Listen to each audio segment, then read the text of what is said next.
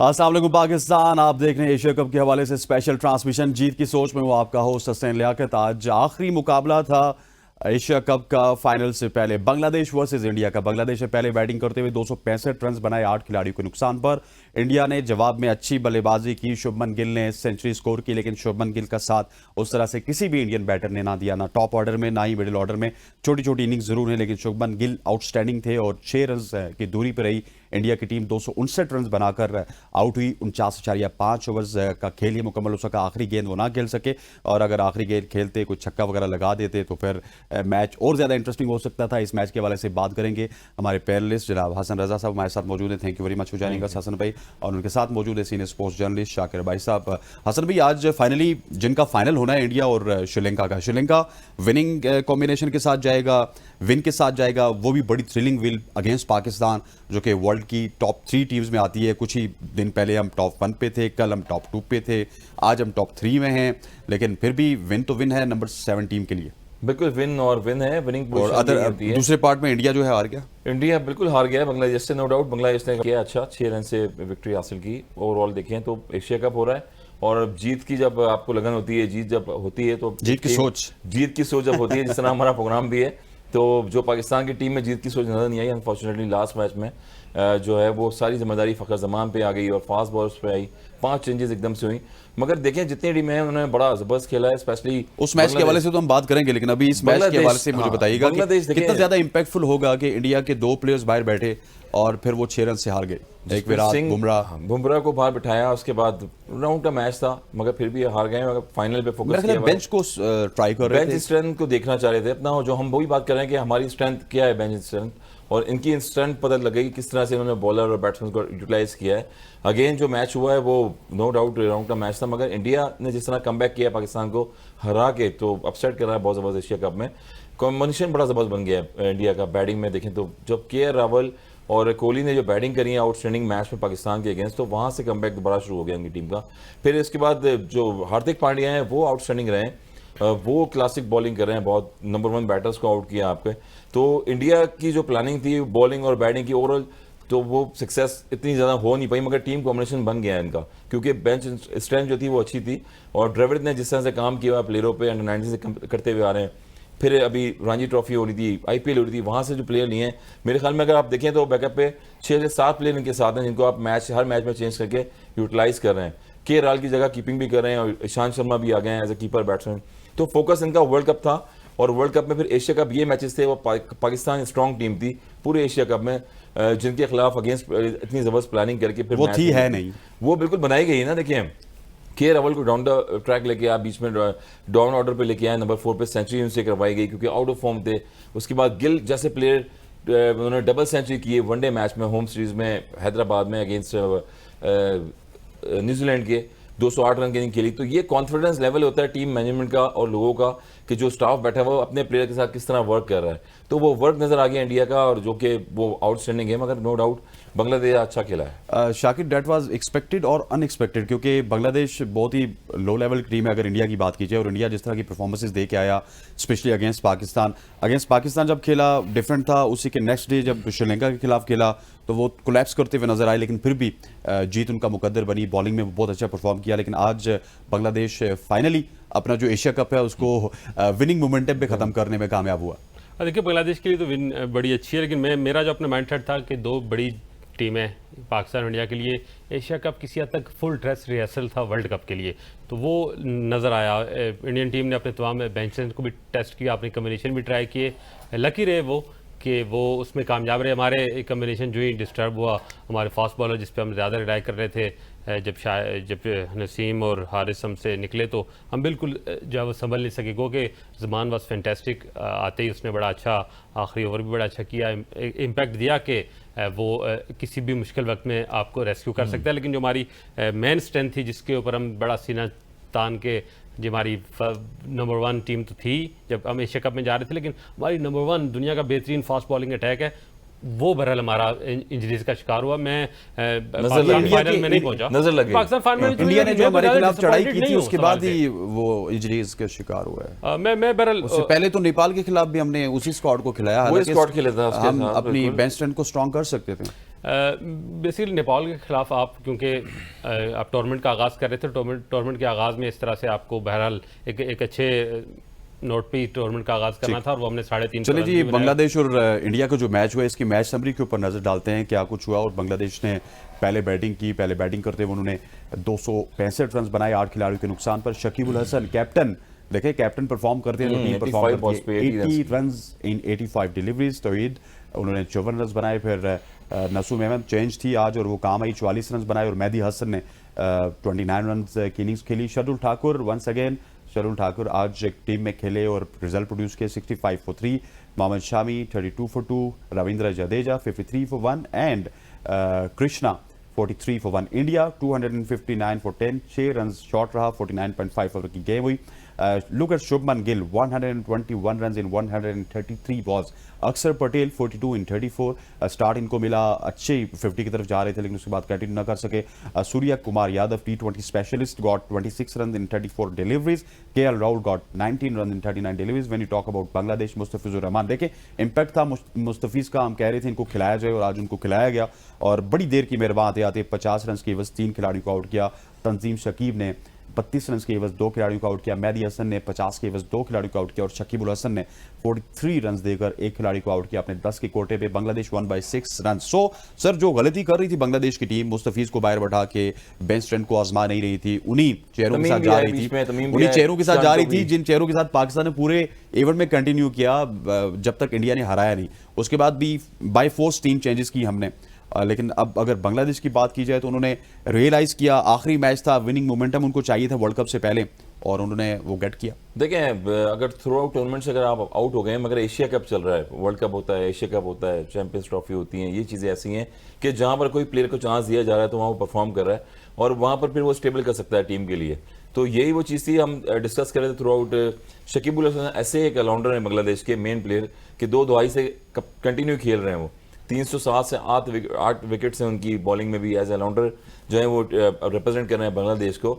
हमेशा 50 ओवर्स के गेम में ये होता है कि जब 2-3 सीनियर भी अच्छा परफॉर्म कर रहे हैं टॉप ऑर्डर में तो जूनियर्स ऑटोमेटिकली परफॉर्म करते हैं उनके साथ। तो ये कॉम्बिनेशन अभी नजर आता है। मेहदी को आप देखें तो के राहुल की विकेट ली उन्होंने और मिडिल पे शॉट पे कैच हुए वो, और बॉलिंग भी कर रहे हैं, बैटिंग में भी वो रन कर रहे हैं बीच में। तो टॉप ऑर्डर जो है वो अच्छा खेलेगा और सीनियरिटी पे प्लेयर के साथ अच्छा खेलता है तो टीम का जो मोराल है वैसे ही अच्छा हो जाता है। तो वर्ल्ड कप से पहले सारी टीमें तैयारी करी हैं, अभी वर्ल्ड कप हो रहा है अगले महीने, उसके बाद ये बड़ा इनका जो विनिंग कॉम्बिनेशन था बांग्लादेश का कि आपने जिस तरह से हराया टीम को, तो यहाँ से कॉन्फिडेंस बूस्ट हुआ है। और फिर लीग्स फ्रेंचाइज की हो रही है काफ़ी क्रिकेट में, तो वहाँ पर आपको प्लेयर देखने में मिल रहे हैं, यंग प्लेयर टैलेंटेड जो हैं उनको मौका मिल रहा है ऐसे बड़े मैच में, तो हाई वोल्टेज मैचेस हो रहे हैं, तो वहाँ पर अच्छा एक फ्यूचर देखने को मिल रहा है और ये हेल्प करेगा बांग्लादेश को वर्ल्ड कप में आगे विनिंग में। और बांग्लादेश को वर्ल्ड कप में भी हेल्प करेगा। और आज उनका बेंच स्ट्रेंथ परफॉर्म हुआ है और बेंच ने परफॉर्म करके बता दिया कि हम में दमखम मौजूद है। अगर आपके ओरिजिनल 11 परफॉर्म नहीं कर रही तो आपका बेंच स्ट्रांग होना चाहिए। कंट्रेरी टू इट हमारे यहाँ तो बिल्कुल डिफरेंट है। देखिए, बांग्लादेश ने बड़ा वर्ल्ड कप तो खेलना है और इंडिया को किसी भी तरह कोहली नहीं खेल रहा, बुमराह नहीं है, लेकिन इंडियन टीम है भाई। इंडियन टीम अपनी बेंच स्ट्रेंथ के साथ भी जाती है तो one of the best team होती है और उनको हराना बांग्लादेश के लिए बिल्कुल वर्ल्ड कप से पहले ये उनके लिए बहुत मोराल बूस्टिंग है। टीम को जो है वो एक नया एक जिंदगी मिली है और जो फैन फॉलोइंग है, जो बैठ गए थे कि टीम हमारी नहीं जा रही, इंडिया को रहा उन्होंने, उनको जो है बिग बॉस को इस मैच में तमाम तर सिर्फ मैच विन नहीं है, बहुत सारी विक्ट्रीज हैं बांग्लादेश के लिए और ये एन वर्ल्ड कप से पहले बांग्लादेश की टीम अगर आप कहीं यूरोप में, ऑस्ट्रेलिया में वर्ल्ड कप हो रहा है तो शायद आप किसी मैटर नहीं करेगा, लेकिन एशियन कंडीशन में बांग्लादेश भी आपको टफ नजर आएगा। आप श्रीलंका को देख लें, दुनिया भर में कहीं इसको कोई रेट नहीं कर रहा होता, लेकिन ऑल ऑफ सडन जब एशिया में कोई मैच हो रहा है, एशिया में कोई टूर्नामेंट होता है, पिछला T20 वर्ल्ड कप देख लें, एशिया कप देख लें, ऑल ऑफ सडन आए फाइनल में पाकिस्तान को, जैसे वर्ल्ड कप में न्यूजीलैंड करती है। मतलब वो इसलिए इन हालात में जब एशिया के मैचेस एशिया की विकेट्स पर एशियन कंडीशन में होंगे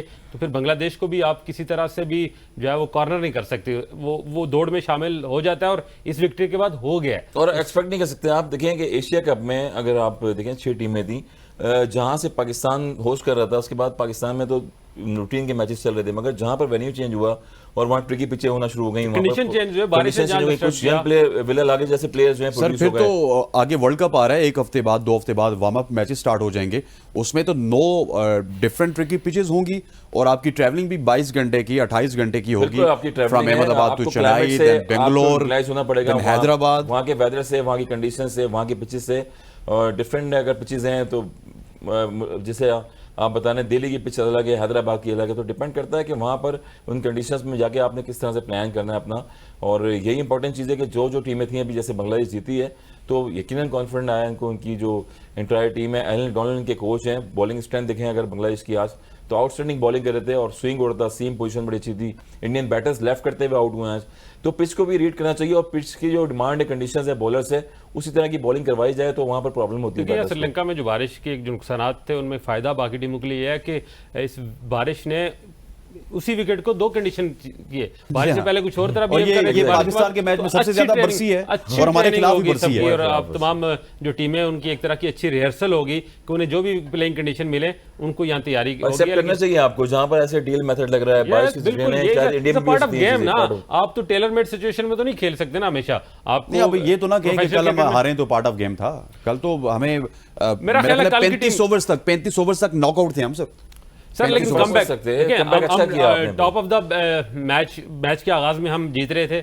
मैच के एंड में हम तकरीबन जीत रहे थे। दरमियान में जो वहां पर फिर मैं कैप्टनसी की बात करूंगा कि दरमियान में जब तक हम अटैकिंग अप्रोच नहीं रखेंगे, जब कैप्टन और मेंडिस की पार्टनरशिप बिल्ड हो रही थी तो आप उस वक्त क्यों नहीं अटैक कर रहे? आप पार्टनरशिप को बिल्ड होने देते हैं, मैच आपसे चला जाता है, बाद में आके आप कोशिश करते लेने की। जब तक आप मिडिल ओवर में विकेट्स लेने का आपके पास हुनर नहीं आएगा, आपके पास उस वक्त की स्ट्रेटेजी नहीं होगी। टॉप ऑर्डर में भी शाहीन ने ली और बीच पे भी शाहीन ने कमबैक करवाया, 2 विकेट सब शाहीन ने ली थी, वहां से कमबैक करवाया। मगर अनएक्सपीरियंस जमान का भी रहा। जब आपने यॉर्कर एक जो साइड आर्म एक्शन बॉलिंग थी उनकी, वो आउटस्टैंडिंग है, आखिरी थोड़ा सा जिधर ये लगता है वहां को जीरो ही नहीं, मतलब गुस्सा है। मैं चाह रहा था कि अगले सेगमेंट में स्टार्ट किया जाए, लेकिन थोड़ा सा 1-2 सवालात हैं उनमें, उनको आप एड्रेस करते दोनों है उसके बाद। हाँ, वो तो अगले एशिया कप से फाइनल से बाहर हो जाए, एक फेवरेट टीम थी, नंबर 1 टीम थी, और वो तो एशिया कप के फाइनल से बाहर हो जाए तो फिर डिबेट होगी। अगले 2 सेगमेंट प्रॉपर इसी के लिए रखें। Sir, Shubman Gill, Prince of Indian cricket, was performing really well from last I think 2 and 3 months, regularly perform कर रहे हैं। और इस एशिया कप में भी पाकिस्तान के खिलाफ पहले मैच में फेल हुआ, उसके बाद पाकिस्तान के खिलाफ परफॉर्म किया, फिर नेपाल के खिलाफ परफॉर्म किया, अब श्रीलंका के खिलाफ, फिर आप बांग्लादेश के खिलाफ देख लें, एक जबरदस्त टर्न किया। और ये प्रिंस खतरे की घंटी बज रहे हैं, बिल्कुल खतरे की घंटी है। और जिस तरह से ये इंप्रूव किया उन्होंने, ट्रिकी पिचेस थी, हमने यही कहा था कि जो प्लेयर अच्छा परफॉर्म पास में करके आ चुका है, बाबर आजम, इफ्तिखार, रिजवान, तो इन पिचों पे करें तो यहाँ पर क्वालिटी बॉलिंग हो रही है। यहाँ पर आपकी स्ट्रेंथ का पता लगेगा कि आपने क्या वर्क किया हुआ है। फिर वर्ल्ड कप आगे आ रहा है, 50 ओवर्स गेम में किस तरह से आपने खेलना है। तो अकॉर्डिंग टू पोजीशन देखें आप तो आउटस्टैंडिंग खेल रहे हैं गिल। अभी शुभमन गिल जिस तरह से खेल रहे हैं, टाइमर ऑफ द बॉल जिसे कहते हैं, वेट फॉर द बॉल, और उसके बाद कवर ड्राइव अगर उनके पास देखें तो इन स्विंग बॉलें आ रही हैं, ऑन पे बड़ा अच्छा खेल रहे हैं वो, और वेट करते हैं, चिपिंग कर रहे हैं, थर्ड मैन पे जाके सिंगल करते हैं, स्ट्राइक रोटेट करते हैं। ये क्वालिटी बैटर्स की निशानी होती है कि अब तक 7 से 8 सेंचुरी कर चुके हैं, 50s की हैं उन्होंने, और डबल 100 मैंने बताया वनडे इंटरनेशनल में भी किए हैं, नो डाउट फ़खर जमान ने भी किए हैं। फिर वही बात फ़खर जमान पे आती है कि out of form in form batsman क्या होता है, उसमें आपको अपने आप को वापस कम बैक करके लेके आना पड़ता है कि ऐसी पिचेस पे। तो अब आज भी 100 रन किए उन्होंने, 133 बॉलों पे 121 रन किए, आउटस्टैंडिंग। ड्राइवेट को क्रेडिट जाता है एज ए कोच, अगर हैं तो आप क्या काम कर रहे हैं टीम के साथ, और जो बॉलर्स है क्या बॉलिंग कर रहा है, जो बैटर्स है वो क्या वीकनेस है, क्या उसकी खामियां हैं, क्या वो दुरुस्त कर रहा है चीज़ें, तो वो गिल में नजर आई हैं और ड्राइवेट यकीनन पे काम कर रहे हैं, तो वो चीज़ें नजर आई हैं उनकी। सर, क्लासिकल भी वो हैं, टेक्निकली साउंड भी हैं, और एट टाइम्स जब रिक्वायर्ड होता है तो उनकी पावर गेम भी बहुत अच्छी है, और ये उनके लिए बहुत प्लस पॉइंट है। देखिए, आप उन विकेट्स पर उनकी परफॉर्मेंस को जो हम सारे अप्रिशिएट कर रहे हैं, जो ट्रिकी भी हैं, जो विकेट्स उनके, मैं कहता हूं उनके लिए साजगार नहीं थी और कंडीशन भी साजगार नहीं थी। इन हालात में उसने इतना अच्छा परफॉर्म किया, तो आप सोचें जब वो अपनी विकेट्स पे खेल रहा होगा, अपने होम पे खेल रहा होगा, जहाँ से सारी वहां वो कितना डेंजरस होगा। मैं समझता हूं कि जो बैट्समैन अपने टेक्स्ट बुक क्लियर हो ना, जो वो फिर जब फॉर्म में होता है तो वो फिर तबाही करता है। फ़खर की तरह 1 साइडेड प्लेयर हो, लिमिटेड शॉट्स हो जिसकी, और आराम से पकड़ा जाए, उसको फिर कम बैक करते हुए टाइम लगता है। लेकिन देखिए, शुभमन गिल ने भी डबल सेंचुरी की है न्यूजीलैंड के अगेंस्ट इंडिया में, फ़खर जमान ने भी जिम्बाब्वे में डबल सेंचुरी की है। स्किल की बात करें, स्किल का कंपैरिजन जो है ना, आपने दोबारा रिवाइज करना है, तो आप कर सकते हैं डबल सेंचुरी, लेकिन हर किस तरह से करना है, दोबारा इंप्रूवमेंट की तरफ जाना है आपने वापस बैकअप की तरफ नहीं आना। तो यही फ़खर में और गिल में हम डिस्कस करें, ये डिफरेंट है। जो फर्क मैं उनमें देख रहा हूं कि फ़खर के बाद पास शॉट सिलेक्शन, वो जो उसकी एक कंप्लीट बैट्समैन जिस बैटर होता है, वो फ़खर नहीं है। फ़खर ठीक है, अटैकिंग है, गिवन डे पे वो मतलब तबाही मचा देता है, लेकिन फ़खर टेक्निकल फ्लॉज बहुत ज्यादा है जो आप कहना चाह रहे हैं। टेक्निकली साउंड नहीं है। फ़खर को अगर आपके खिलाफ बॉलिंग ने प्लान कर लिया, कैप्टन प्लान करके आपको आ गया, तो आपको पकड़ लेगा क्योंकि आपके पास आपकी साइड एक है। जबकि जब एक पूरा कंप्लीट बैट्समैन होता है तो उसके पास अपना प्लान बी होता है, फखर के पास कोई प्लान बी नहीं है। प्लेयर्स और लोग तो कह रहे हैं प्लेयर ऑफ द मंथ भी रह चुके हैं वो, और परफॉर्मेंस दी है सर गिवन हालात जब आपके लाख आपके साथ हो तो आप तो फखर ने मैं फखर को आज भी वर्ल्ड कप स्क्वाड का हिस्सा समझता हूं, उसे होना वो चाहिए है सर, उसको साथ जानते हैं, इतना बड़ा उसको कोई नहीं consider देगा, करना शादाब भी चाहिए। हिस्सा होंगे। लेकिन सवाल यह है कि उसका जो इशू है वो ये है कि वो इज नॉट यार अ वो कंप्लीट 32-33 के हो चुके हैं, अब क्या उनका इशू 33 साल में निकलवाना चाहते हैं, अब उनकी रिटायरमेंट की उम्र मेरा आ चुकी ख्याल है है। कि वो अब वो फिर स्पेशल कंडीशन के बैटर हैं। एशिया में जब बॉल बहुत स्लो आ रही है, बहुत ठहर के आ रही है, बैट पे प्रॉपर नहीं आ रही, तो वहाँ फखर फिर स्ट्रगल करते हैं। अच्छा उनका कैरियर सर, भी बता शुभमन रहे गिल हैं। की हम बात करें थे, वहां से हम फखर पे चले गए। अब शुभमन गिल की बात की जाए तो ये बड़ी जबरदस्त ट्रांजिशन ऑफ पावर्स है इन बैटिंग कॉरिडोर ऑफ इंडिया, क्योंकि आप देखें कि सचिन तेंदुलकर, राहुल द्रविड़ के बाद एकदम से रोहित शर्मा आ गए और विराट कोहली आ गए, उन्होंने पूरा एक सिस्टम को संभाल लिया। अब देखें कि विराट कोहली और रोहित शर्मा के डिपार्चर का ऑलमोस्ट टाइम हो चुका है, अब 2-3 साल की उनकी क्रिकेट बाकी है।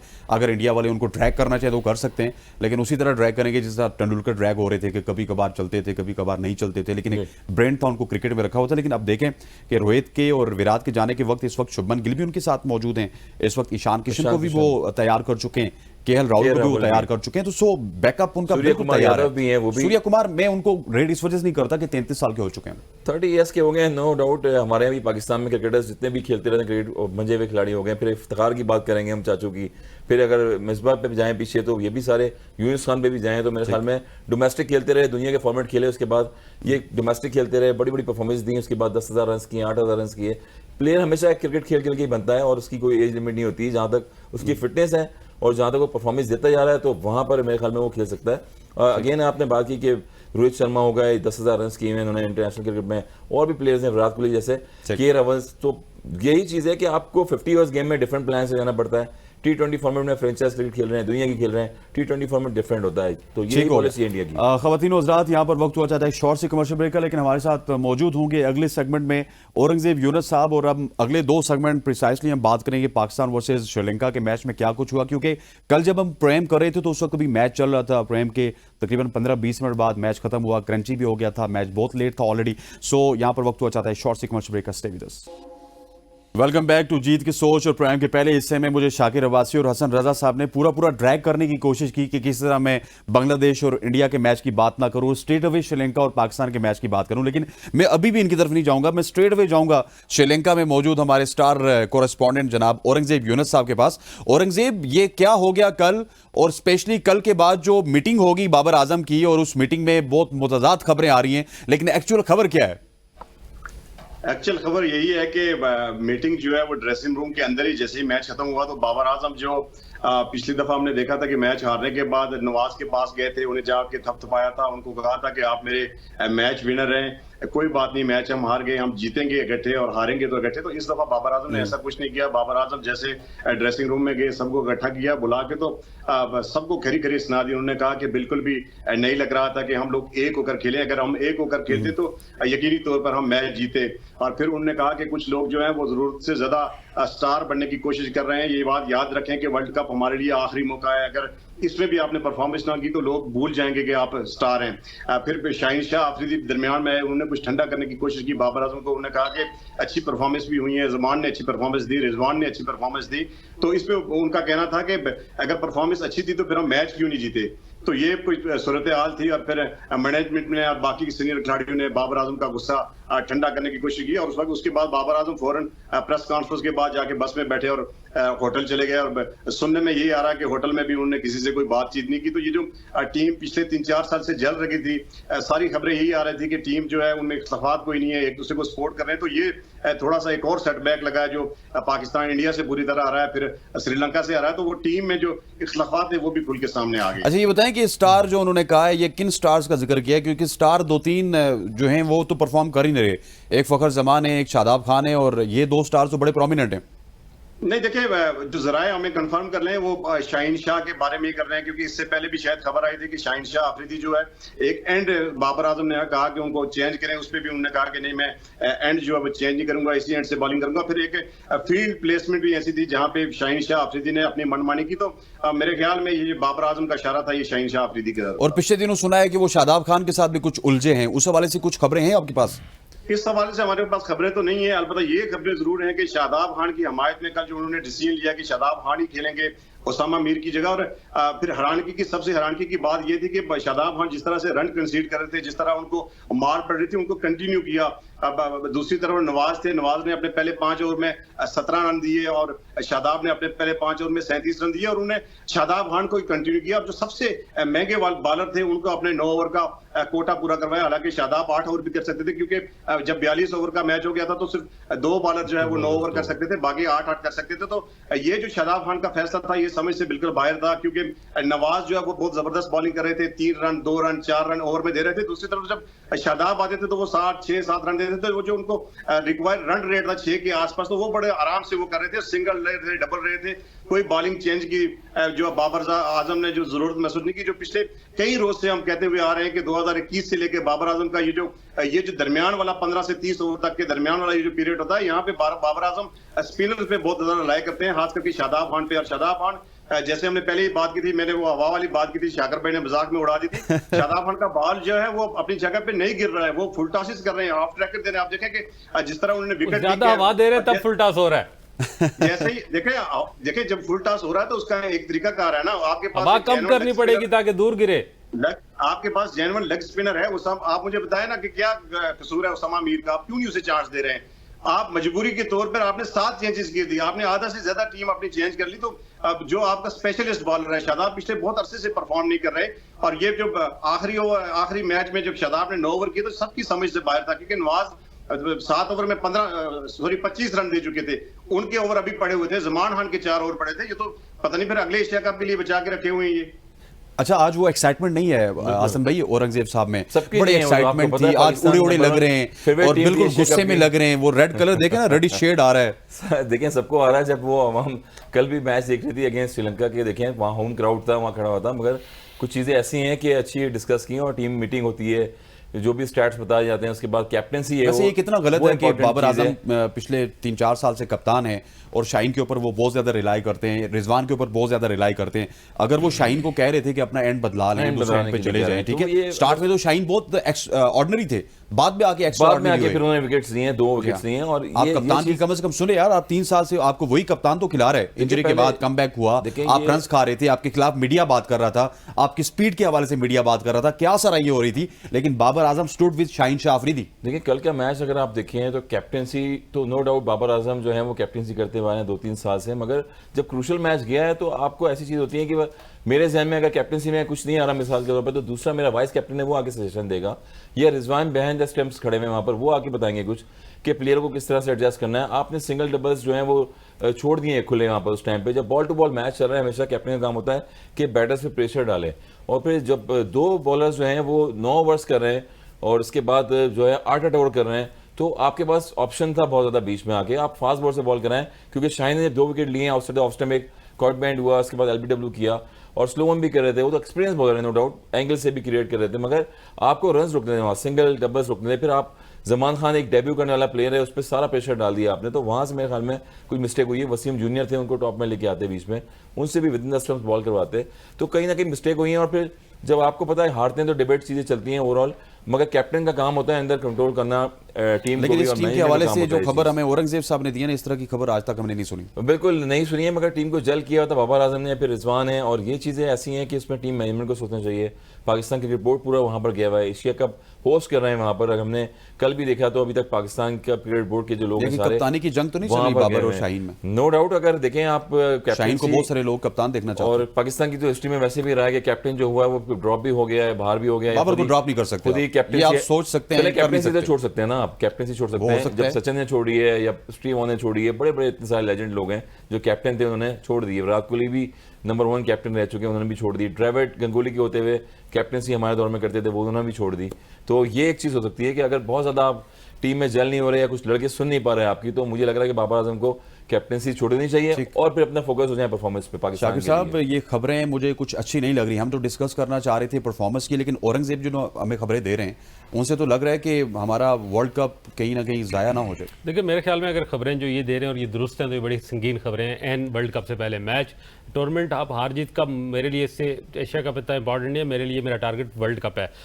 कैप्टन बाबर आजम जिस तरह उन्होंने कहा कि सारे परफॉर्म करें तो मैच क्यों नहीं जीत रहे, मैच इसलिए नहीं जीत रहे कि आप कैप्टनसी अच्छी नहीं कर रहे। बाबर आजम को अपने गिरबान में झांकना चाहिए, अपनी मंजी थले डांग फेरे कि उसकी एज अ कैप्टन क्या परफॉर्मेंस रही। आप इस पूरे एशिया कप में नेपाल के मैच के अलावा कौन सा मैच विनिंग नॉक है उनका, वो अपनी performance as a captain performance दोनों सवालिया निशान है। मैं आप जो रंगजेब भाई ने बात की, आपने उन्होंने आपकी टीम को संभाला हुआ था। जो रंगजेब भाई ने बात की कि जब आप मिड ओवर्स में मिड ओवर्स में जब आप विकेट लेने की स्ट्रेटजी आपके पास नहीं है, आपके पास गेम प्लान नहीं है, दूसरी टीम को आप जो है वो सेंचुरीज पार्टनरशिप बिल्ड करने देंगे, तो फिर आप कैसे मतलब आप बॉलर्स को जो है वो या कैप्टनसी के हवाले से मैं पिछले 6-7 महीने से पीट रहा हूं भाई, वो कप्तान नहीं है, वो कप्तान नहीं है, वो कप्तान नहीं है, वो दुनिया के वर्ल्ड क्लास प्लेयर हैं। उस वक्त आप नहीं समझ रहे थे, अब एशिया कप का मरहला आ गया। नहीं, मैं ये नहीं कहता कि उनकी कैप्टनसी चेंज हो, लेकिन वो जो ये बात कर रहे हैं कि उनके प्लेयर्स परफॉर्म कर रहे हैं और मैच नहीं जीते, इसका सवाल हर बड़ा प्लेयर कप्तान नहीं होता। अच्छा नहीं, इस वक्त वो कैप्टन है, लेकिन जिस तरह रंगजेब भाई ने बताया कि उन्होंने मीटिंग में बात की, जब शाहीन आई या शादाब आकर उन्होंने कहा कि सब परफॉर्म कर रहे हैं, तो उसने कहा जब सब परफॉर्म करें तो पाकिस्तान मैच क्यों नहीं जीत रहा। तो उसका जवाब यह है कि बाबर आजम आपकी वजह से पाकिस्तान मैच नहीं जीत रहा, या तो आपके हाथ में ट्रॉफी की लकीर ही नहीं है। मैं भी पिछले 8 औरंगजेब भाई हम साथ हर जगह होते हैं, जहां बाबर आजम कैप्टन हम सेमीफाइनल जाके हार जाते हैं, फाइनल हार जाते हैं।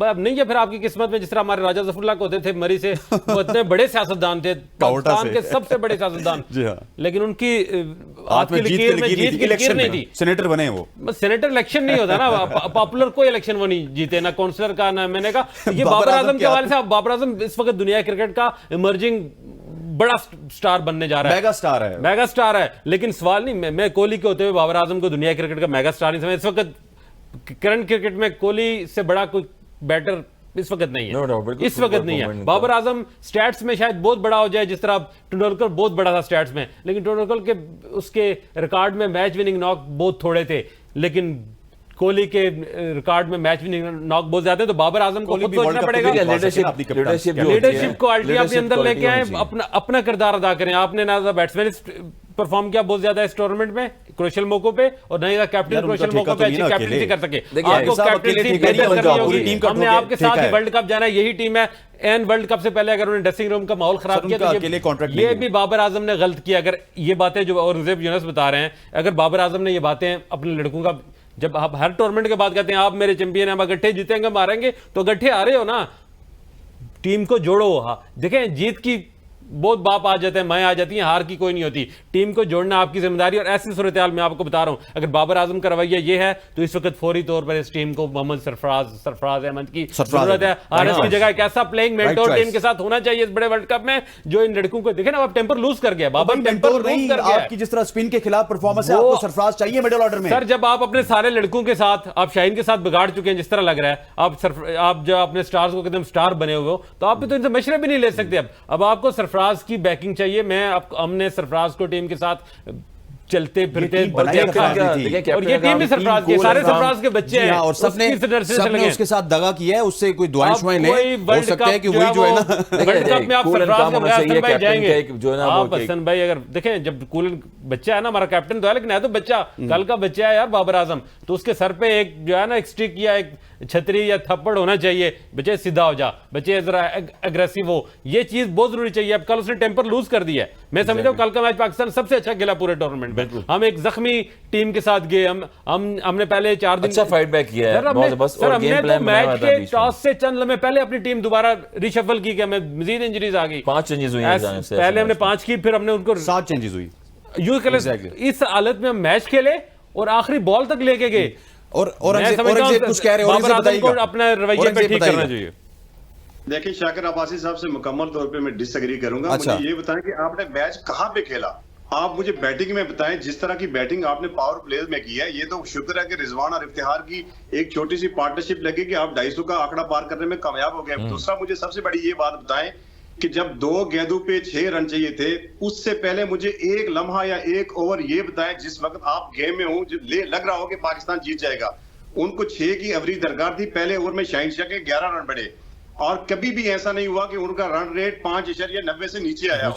सिर्फ आखिरी ओवर में उनका कॉम्बिनेशन किसने तोड़ना था? एक बात तो ठीक कह रहे हैं ना, औरंगजेब मैं आपकी तरफ से आऊंगा, मुझे बताएं कि शाकिर की बहुत सारी बातों से मैंने भी डिसएग्री किया आपके सामने, एक हिटेड डिबेट हुई, लेकिन शाकिर ये बात तो ठीक कह रहे हैं कि आपकी कप्तानी के फ्लॉज हैं, आपको अटैकिंग कैप्टनसी नहीं आती है। आपको जब विकेट मिला है आपने उसके बाद स्लिप नहीं लगाया, आपने ऐसे ऐसे एरियाज में अपने फील्डर को फैलाया हुआ था जहां पे उनको सिंगल डबल मिलता रहा, वहां से वो 6 रन बनाते रहे ना। कोई ज्यादा पावर गेम तो उन्होंने नहीं खेली। मैं यही बात तो आपको कह रहा हूं कि जो बाबर आजम की कप्तानी थी, किसी गली मोहल्ले को लड़के को आप खड़ा कर दे तो वो इससे बेहतर कप्तानी आपने यही बात की, आप कैसे इसे डिसएग्री कर सकते हैं? लेकिन अगर आप ये कहें कि हमने जख्मी शेर की तरह मुकाबला किया हमने गेम के लिए, तो ये बिल्कुल मैं इससे मानने के लिए तैयार नहीं हूं, इसलिए कि पाकिस्तान पूरा दिन गेम में नहीं था, ना तो बॉलिंग में था तो फील्डिंग में। सबसे ज्यादा फील्डिंग की बात करूं क्योंकि टीवी में देख के शायद ज्यादा अंदाजा नहीं होता, जिस तरह की फील्डिंग मोहम्मद हारिस कर रहे थे, मुझे ये लग रहा था कि शायद आज ये मेंटली तौर पर अपसेट है, क्योंकि बॉल कहीं जा रहा था, वो कहीं उनके हाथ से बॉल जा रहा था, इफ्तिखार के हाथ से बॉल जा रहा था, फील्डिंग की इनको समझ ही नहीं थी कि क्या करना है। और बाबर आजम के जो फैसले थे, बाकी सारी चीजों को आप छोड़ दें, ये हसन भाई बैठे हुए हैं, शाकिर भाई चलो क्रिकेट खेले नहीं बोले, क्रिकेट के समझते बहुत ज्यादा है। अब सारा मैच एक तरफ कर दे, जब आपको 2 बॉलों पे 6 रन चाहिए थे तो एक बॉलर के पास जाके एक आपका प्लान होता है कि आपने बॉल करनी कहां पे है, आपने स्लिप नहीं लगाई, आपको पता है कि वाइड यॉर्कर करेगा, फिर आपने थर्ड मैन को भी ऊपर कर दिया और वो जो चौका गया वहां पे पाकिस्तान मैच हार गया था। दोनों बॉलर स्लो डिलीवरियां मार रहे हैं तो आपने लॉन्ग और लॉन्ग ऑफ ऊपर बुला लिए। भाई ये क्या तरीका है? ये कहां कि मैं नहीं खेला क्रिकेट, मुझे कल एक चीज जो थी ना वो ये थी कि ऑनसे भाई होम क्राउड जो है ना वो एकदम से जो है उसका प्रेशर भी लेके हमारे फील्डर्स, देखिए वो क्या कहना चाह रहे हैं। लेकिन हसन भाई आप फिर से आगे स्टार्ट करें औरंगजेब, आप ये इंपॉर्टेंट बात करना चाह रहे थे। पाकिस्तानी टीम कोई ऐसी टीम नहीं है कि वो पिछले 10 वनडे खेल के 20 वनडे, पाकिस्तानी टीम बहुत सारे वनडे खेल के आई है, एक्सपीरियंस टीम है, उनके आगे श्रीलंका की कोई इतनी मजबूत टीम नहीं है, उनकी भी इंजरीज है, उनके भी बड़े प्लेयर जो बाहर हैं। मुझे सिर्फ एक लॉजिक समझ नहीं आई, जब एक बॉल पे 2 रन चाहिए तो आपने अपने 4 फील्डर दायरे में रखे हुए हैं और हर फील्डर के दरमियान में तकरीबन 50 फीट का गैप है, आपने अपने 5 फील्डर बाहर रखे हुए हैं। मैं कहता हूं कि अगर जमान खान बॉलिंग कर रहे हो तो 10 में से 9 दफा शाकिर अब्बासी बॉल बैटिंग कर रहे हो तो ये 2 रन ले सकते हैं। इसकी लॉजिक मुझे समझ नहीं आई। आपको फील्ड ऊपर लेनी चाहिए, दायरे में लेनी चाहिए, ताकि वो या रन आउट हो या कैच आउट हो या कोई भी हो। देखिए अगर वो हिट करते हैं, चौका होता तो वैसे ही जीत जाते हैं। तो ये आप अभी जहां पे बॉल गई है वहां पे उन्हें भाग के 3 रन ले लिए, वहां पे फील्डर नहीं था। तो ये बाबर आजम की कैप्टनी तो मुझे समझ नहीं आई कि ये कैसी कैप्टनी है, क्योंकि हमने तो यही देखा है कि जब आखिरी 1 रन चाहिए होता है तो फिर बंदा उस पे जाता है कि आपको 1 ही रन बचाना था तो आप मैच जीतते थे। इसकी तो मुझे समझ नहीं है कि बाबर आजम ने अगर मगर तो ऐसा होगा, आपको पता है तो बहुत सारी चीजें आ जाती हैं। औरंगजेब साहब जितना इन्होंने बाबर आजम को डिफेंड किया है पिछले 3-4 साल में, इतना किसी ने नहीं किया। और बाबर आजम के जो जर्नलिस्ट फैंस में से एक हैं, लेकिन आज ये भी बरस पड़े एज ए प्लेयर उनके फैन है, लेकिन जब आप कल आ रहे हैं और जिस तरह ये बता रहे हैं आप टेम्पर लूज कर गए, ये कोई टाइम नहीं है। वर्ल्ड कप से पहले यही टीम, ये तय हुआ है कि इन्हीं लड़कों ने वर्ल्ड कप खेलना है। जब एक चीज तय हो गया तो इनको तो सपोर्ट करें, अब हो गया जो हो गया। जी औरंगजेब, देखिए बाबर आजम, मैं ये कह रहा हूं कि मैं इसलिए बाबर आजम की कैप्टनी के अगेंस्ट हूं कि बाबर आजम ये गलती 2021 से करते हुए आ रहे हैं और एक ही तरह की गलती आ रही है। आप कैंडी में देख लें, हमने 4 आउट की ना, आप जो हम जब फाइनल आ रहे थे हम एशिया कप का 2021 में, शाकिर अब्बासी साहब दुबई में मौजूद थे, हमने 65 पे 4 आउट कर 5 आउट कर दिए थे श्रीलंका के, और हम ये बैठे हुए डिस्कस कर रहे थे यार तो बड़ा बोरिंग मैच हो गया। और एक राजापक्ष का उनका प्लेयर था, वो पूरा मैच आपको लेके चला गया। और यही गलती बाबर आजम ने की कि वहां पे भी नवाज और शादाब को लगा दिया था। उस मैच में शायद इमाद वसीम भी थे, और यही गलती बाबर आजम करते हुए आ रहे हैं। मुझे बताया कि इस मैच के अंदर जब आपको पता है कि 6 की एवरेज से वो जा रहे हैं, तो आप नवाज अच्छा ओवर कर रहे थे, 3 रन 4 रन, तो फिर दूसरे एंड से आप लगा देते जमान को, वसीम जूनियर को लगा देते, शाहीन शाह अफरीदी को लगा देते। अगर आपको इन पे ट्रस्ट नहीं था, अगर जमान खान पे ट्रस्ट नहीं था, मोहम्मद वसीम पे ट्रस्ट नहीं था, मोहम्मद वसीम को अगर 2 ओवर के लिए आपको खिलाना था तो फिर बेहतर था कि आप उसामा मीर को खिला देते। ये डिस्कस कर रहे हैं, ठीक हो गया, सारा प्रेशर जमान खान पे डाल दिया आपने। मोहम्मद वसीम पिछले 3 साल से खेल रहे हैं। और शाकिर भाई हमारे साथ मौजूद है। यहाँ पर वक्त हुआ जाता है एक शॉर्ट सी कमर्शियल ब्रेक का। ब्रेक के बाद वापस आते हैं तो अपनी हार की मजीद वजूहात को जानने की कोशिश करेंगे। Stay with us. Welcome back to show. ख़वातीन वज़ात, हम कल की हार के हवाले से बात कर रहे थे और ये बड़ा सीरियस मौका है पाकिस्तान के लिए, पाकिस्तान की टीम के लिए, पाकिस्तान के क्रिकेट फैंस के लिए, क्योंकि अब जिस तरह की खबरें हमारे पास आ रही है कि टीम लड़ पड़ी, बाबर आजम ने गुस्सा किया, फिर बाबर आजम होटल में गए, किसी से मिले नहीं। हसन भाई, इस स्टेज पे हम पहुंच चुके हैं कि ज़्यादा चेंजेस तो हम कर नहीं सकते। आप बीइंग ए क्रिकेटर क्या मशवरा देंगे? What is the way forward from here? देखिए, वे फॉरवर्ड तो अभी जिस तरह से कप्तान होता है, एक लीडरशिप होती है उसकी, और वो नो डाउट नंबर 1 बैटर्स हैं, 19 सेंचुरी उन्होंने की हुई हैं। उसके बाद 58 की एवरेज से 50 ओवर्स की गेम में भी खेल रहे हैं बाबर आजम। बहुत सारी परफॉर्मेंस है, मगर कैप्टनसी एक अलग चीज़ होती है, जो जिसमें हम डिबेट कर रहे हैं, बात कर रहे हैं कि फील्ड प्लेसिंग बड़ी इंपॉर्टेंट होती है। और मैच जो टर्निंग राउंड हो रहा था बीच में, वो यही हो रहा था कि 6 रन के एवरेज से दोनों बैटर्स खेले जा रहे हैं। आगे वर्ल्ड कप आ रहा है और वर्ल्ड कप के लिए आपको प्लान तो अब टाइम कम रह गया है बिल्कुल। जितनी टीमें हैं सारी अपनी, इंडिया ने देख ली अपने 6-7 चेंजेस किए हैं, उन्होंने अपनी एक टीम जो है जल कर ली है। श्रीलंका को अगर देखें उन्होंने जल कर लिया है एज ए कैप्टन में सारी चीज़ें। तो बाबर आजम को भी अभी चीज़ों को, पाकिस्तान की मैनेजमेंट है, पाकिस्तान की बोर्ड है, अभी होम सीरीज जैसे एशिया कप में जो है हमें 15 साल बाद यहाँ पर ये दिया गया है। तो ये बहुत सारी चीज़ें ऐसी हैं कि बाबर आजम से मैनेजमेंट बिफोर वर्ल्ड कप बैठे जो वापस आएंगे उसके बाद डिस्कस भी करें और क्या फ्लॉज हैं जो आप उनको दूर कर सकते हैं। तो इंपॉर्टेंट चीज़ यही होगी कि एक स्लॉट बना के रखें। और बाबर आजम पाकिस्तान का एक मेन प्लेयर है जो जेल लेके टीम को लेके चल रहा है। जिस तरह सरफराज एक दौर में आप देखेंगे टीम को जेल किया था बाबर आजम की कप्तानी में, जो है सरफराज की कप्तानी में बाबर आजम, सारे प्लेयर्स जितने भी खेले हैं। तो कैप्टनसी का एक अलग रोल होता है, नो डाउट मिस्टेक हो जाती है जब ऐसी सिचुएशन आती है जहां पर डू एंड डाई वाला मैच हो रहा हो। तो ओवरऑल बाबर आजम से डिस्कस करनी चाहिए। अगर कैप्टनसी अगर नहीं हो रही है, इंप्रूव नहीं हो रही है आपसे, तो मैनेजमेंट से डिस्कस करके आप एज ए बैट्समैन के लिए टीम में। और ये वक्त नहीं है ना सर, ये वक्त नहीं है एज ए बैट्समैन, इस वक्त कोई रिस्क नहीं लेगा। देखिए आप सैफी भाई को भी कॉल करें ना कि सैफी भाई आप आ जाएं 2023 के कैप्टन। इस वक्त तो नहीं करेंगे, मगर आगे पीछे को सोचना चाहिए। मैं तो देखें इतना क्रिटिसिज्म किया बाबर आजम की कैप्टनसी पे, इसके बावजूद मैं बिल्कुल इसके हक में नहीं हूं कि बाबर आजम को है इस वक्त। अभी तो बिल्कुल अगर हमने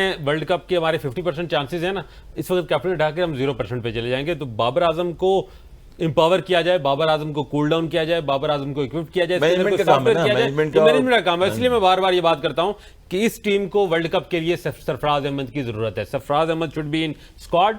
अगर आप उसको मैच नहीं भी खिला रहे, मेरा ख्याल है क्यों ना खिलाएंगे आप? यार, बनता है। इन विकेट्स पे आपके पास एक प्लेयर नहीं है जो स्वीप शॉट खेल सके स्पिनर को। हमने पूरा एशिया कप देख लिया, एक प्लेयर ऐसा नहीं है। तो दरमियान में सरफराज अहमद की जरूरत है इस टीम को as a player, Sarfaraz Ahmed की जरूरत है as a mentor, Sarfaraz Ahmed की जरूरत है as a guide. Babar Azam की कैप्टनसी बेहतर होगी सरफराज के होते हुए। England 2 wicket keeper at a time खिला सकता है तो पाकिस्तान क्यों नहीं खिला सकता? ये जिद का मसला है ना। देखिए सरफराज को नहीं रखना, सरफराज को डोमेस्टिक खेल रहा है आपका, ये नहीं कि घर बैठा हुआ है। वो ही इज अ कंटिन्यूअस क्रिकेटर, हर वक्त आपको साल के हर 12 महीने में कहीं खेलता नजर आता है। हारिस को आपने देखा मिडिल में बैठ जाए, Haris is not a product वहां पर आपको वनडे प्रोडक्ट नहीं है सर, वो 50 ओवर की प्रोडक्ट नहीं है। 50 ओवर की प्रोडक्ट है, आप फ्यूचर प्लान रखें उसको, कभी आप हारिस को उसको फ्यूचर प्लान में रखें।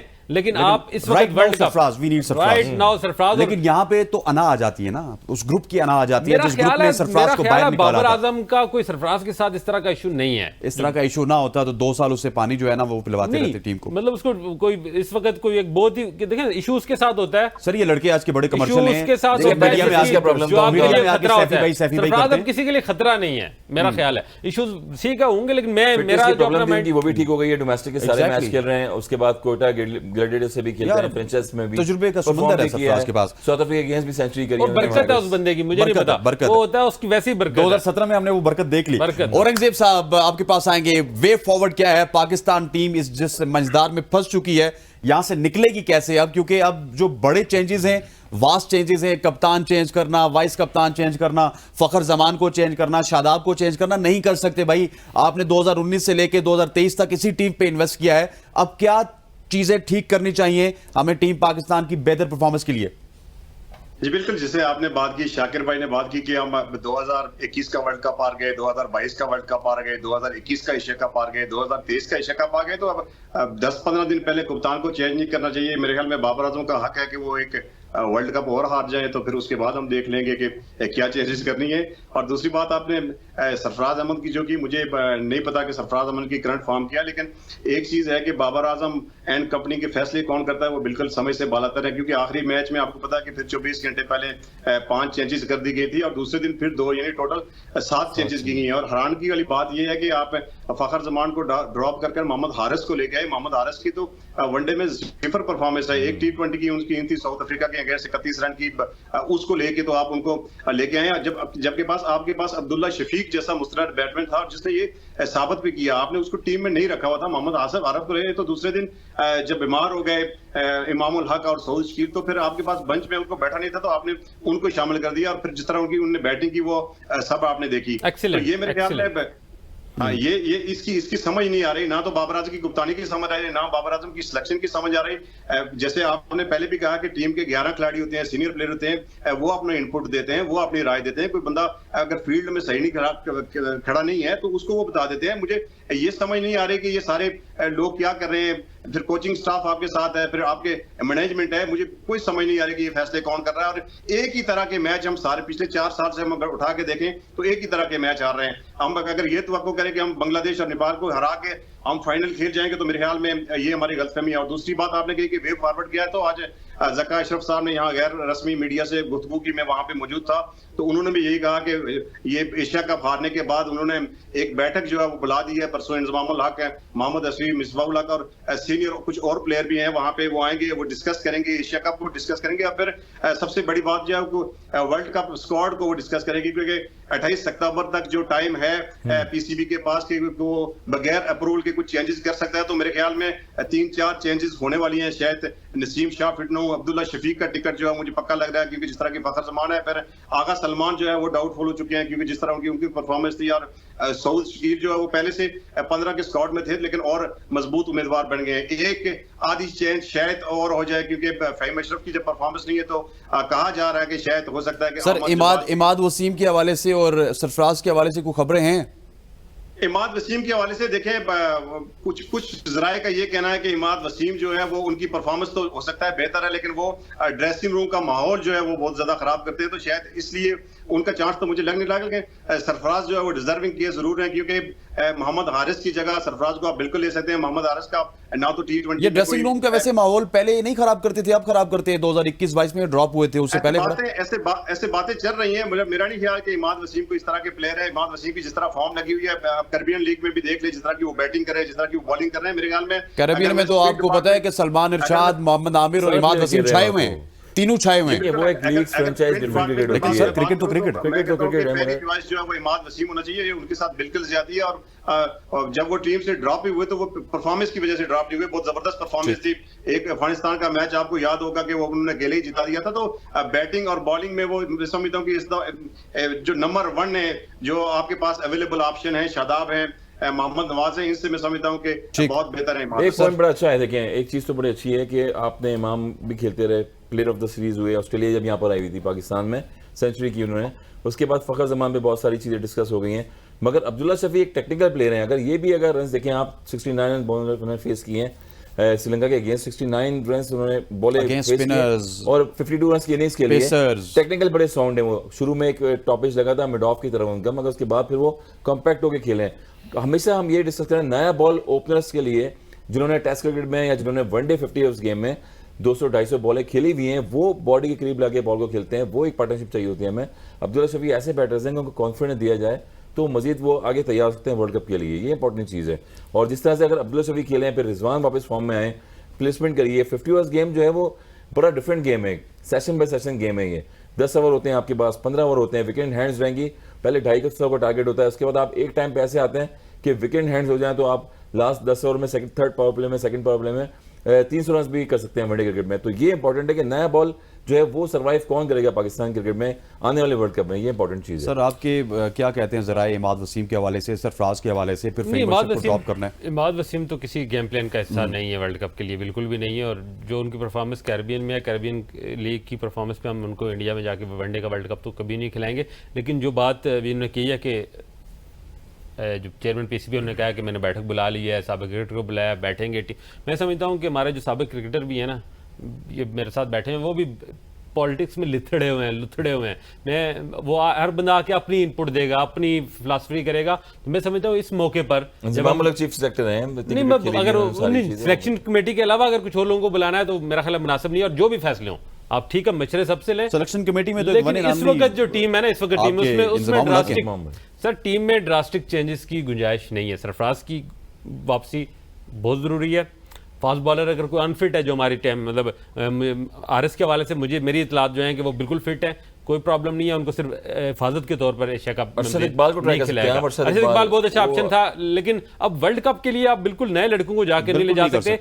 जो भी फैसला होना है इस मीटिंग में जो ज़का अशरफ ने बुलाई है, सजेशन लें, नोट्स लें, लेकिन उन नोट्स को बाबर आजम के हवाले करें, कप्तान को इस वक्त एम्पावर करें। जैसा भी है तैसा भी है, अब अग लगे खून आ खनन होना, ठीक है, इसी टीम के साथ हमने जाना है। इनको जो है वो एम्पावर करें, ये ना हो कि कैप्टन ये कहे कि मेरे पे थोम दिए गए फैसले, उनको आप दे दें, एक पास पे लिखे यार ये हमारी सोच है, आपको कुछ समझ आती है तो आप इसमें अपने इनपुट दो, फैसला आप करें। उनको थोड़ा सा ये भी बताना चाहिए कि भाई मेरे एक बंदा अगर परफॉर्म नहीं कर रहा तो उसको 2 मैच के लिए बैठा के किसी नए बंदे को परफॉर्म कर लो। देखिए बार-बार लोग शादाब के हवाले से बात करते हैं। नहीं, I am not talking about Shadab, I am talking about Fakhar Zaman, I am talking about Shadab, I am talking about Salman Ali Agha. बहुत सारे प्लेयर, शाहीन अफरीदी जब परफॉर्म नहीं कर रहे थे तो बाबर स्टक हो जाते, अल्टीमेटली वो प्लेयर परफॉर्म करते हैं, लेकिन वर्ल्ड कप में हमारे पास 9 गेम्स है, ओनली 9 गेम्स। देखिए ठीक है, अब दोस्ती आ रही, बहरहाल ये नजर आ रही है टीम में चल रही है। बाबर को इस हवाले से ख्याल करना पड़ेगा कि वो दोस्तों का कप्तान नहीं है, वो पाकिस्तान 25 करोड़ आवाम की रिप्रेजेंटेशन एक टीम है, और पाकिस्तान वाहिद मुल्क है जो सबसे ज़्यादा, शायद ही कोई मुल्क हो जो क्रिकेट के साथ इतना जुड़ा हुआ है हर लिहाज से, तो उसको ये ध्यान में रखना चाहिए। और वो बिल्कुल दोस्तियाँ यारियाँ आड़े नहीं आने चाहिए, मेरिट पर और परफॉर्मेंस पर टीम सेलेक्ट होनी चाहिए और खेलनी चाहिए। लेकिन शादाब के हवाले से मैं कहता हूँ ठीक है, उसकी बॉलिंग में फ्लॉज आए, लेकिन शादाब की टीम में मौजूदगी एनर्जी देती है टीम को। आप कल का श्रीलंका का मैच देख लें, आउट ऑफ द वे जाकर उसने रन आउट किया, उस रन आउट जो कैच शादाब ने किया, शादाब के अलावा कोई नहीं कर सकता। औरंगजेब से पूछूंगा, क्लोजिंग वक्त है, औरंगजेब ये बताइएगा कि बाबर आजम की इनपुट को कितना ज्यादा लिया जाएगा? वो जो चेयरमैन पीसीबी थे उनकी बात से आपको क्या लगा, जका अशरफ साहब की, कि बाबर आजम से पहले बहुत ज्यादा इनपुट लिया जाता था, अब वापस उनको लूप में रखा जाएगा या फिर बाबर आजम को बाहर बैठा के तमाम तरह मशावरत की जाएगी? देखिए, इससे पहले तो सारे फैसले बाबर आजम ही करते थे, प्लेइंग 11 क्या होगी, स्क्वाड क्या होगा, सारे फैसले बाबर आजम करते थे। लेकिन बाबर आजम की जो अपनी परफॉर्मेंस है, चाहे वो बैटिंग में ले लें, चाहे वो डिसीजन में ले लें, बॉलिंग चेंजेस में ले, कैप्टनी में ले लें, तो मेरे ख्याल में बाबर आजम थोड़े से बैकफुट पे जरूर चले गए हैं, क्योंकि उनकी कैप्टनसी को लेकर बहुत ज्यादा बातें की जा रही है। तो मेरे ख्याल में बाबर आजम को ऑन बोर्ड जरूर लिया जाएगा, लेकिन हो सकता है जो सीनियर बैठक होगी वहां पे कुछ फैसले जो है वो टॉप मैनेजमेंट के भी होंगे। बहुत बहुत शुक्रिया। औरंगजेब हमारे साथ मौजूद है। हसन भाई, thank you very much. Shakir भाई साहब, आपका बहुत बहुत शुक्रिया। ख़वातीन और आज़ाद, यहाँ पर वक्त हुआ चाहता है खत्म। इंशाल्लाह कल मुलाकात होगी और कल हम डिस्कस करेंगे जो फाइनल मैच है श्रीलंका वर्सेज इंडिया का, उसके हवाले से। कल तक के लिए दीजिए इजाज़त। अल्लाह हाफिज़।